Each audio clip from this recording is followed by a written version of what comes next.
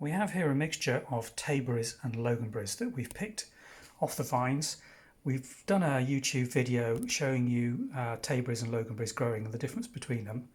Very little difference when you actually look at the fruit. We're looking to pick them when they're in this sort of condition. A really dark red, almost black when you're out picking them. Some of them you do pick slightly lighter, and they are usually about inch and a quarter long, slightly longer than a raspberry. And when they ripen fully, so you've got this beautiful dark red fruit, they have a really rich aromatic cooked raspberry flavour. And what we're going to do with these this afternoon is make a Tayberry jam. Now the first thing I've done after washing and picking over the fruit and letting it dry is to weigh it, and we've got 650 grams of fruit here, and I'm matching that ounce for ounce or gram for gram with ordinary granulated sugar. So we've got 650 grams of ordinary granulated sugar. And to start this mixture off, all I'm going to do is add the sugar directly into the Loganberries. Just give it a seep and shake it down, and we're going to transfer this directly onto the heat and start stirring almost immediately so that the sugar doesn't catch, and we'll gradually stir this until the Loganberries start to explode in the hot sugar and it becomes a thick red paste. So we'll show you that, which will reach in a couple of seconds. You can hear it starting to bubble already.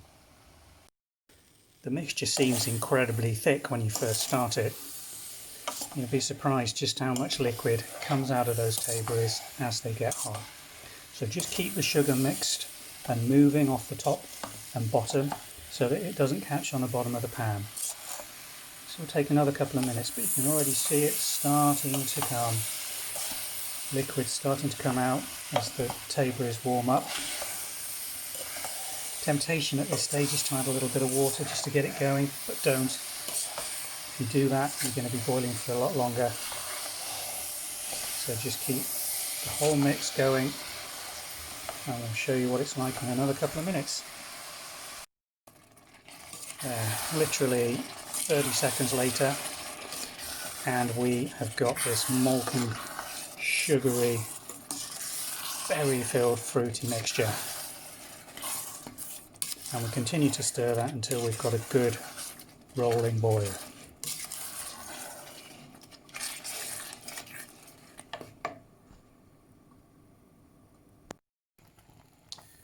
Well, here we have a good rolling boil. It's taken about 2 minutes to get the heat right the way through that liquid, but you can just see the molten jelly starting to form there.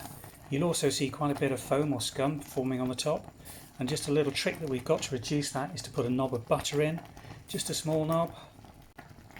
So here we go, a little bit of butter just in the side, and that'll just reduce the surface tension on the liquid and reduce the amount of bubbles that form into a permanent scum on the top of your jam.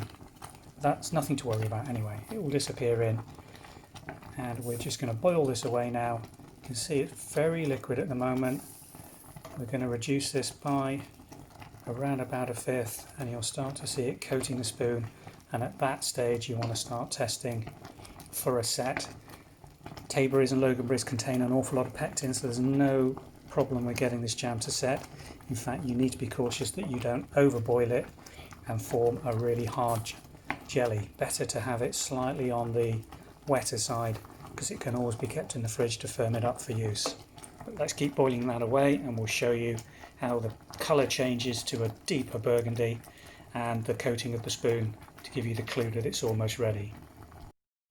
While we're just waiting for our jam to come to a set, what we've done is sterilise some jam jars just by popping them in the auger. Never quite certain how much you're going to make when you're making it by weight rather than making it by the weight of fruit that is ripe at the time that you're cooking it rather than a set weight.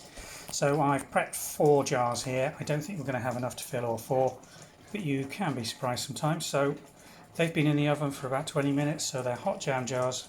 Be careful with those, but they will give you a sterilised jam jar to put your jam into. Right, and here is our test. You can see it's not runny. That's vertical, and she's staying where she is. Let's just see if we've got a ripple on it. Yeah, that's ready. That's surprisingly quick. So what we're going to do is take this off the heat now.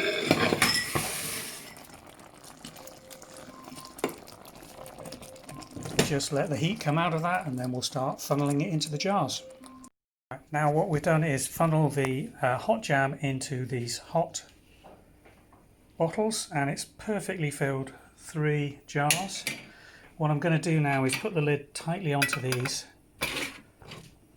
while the jam is still hot, and then put them somewhere cool to set, and as the hot air on the top of those jars cools, you'll get a vacuum seal on the top and the lids will pop down.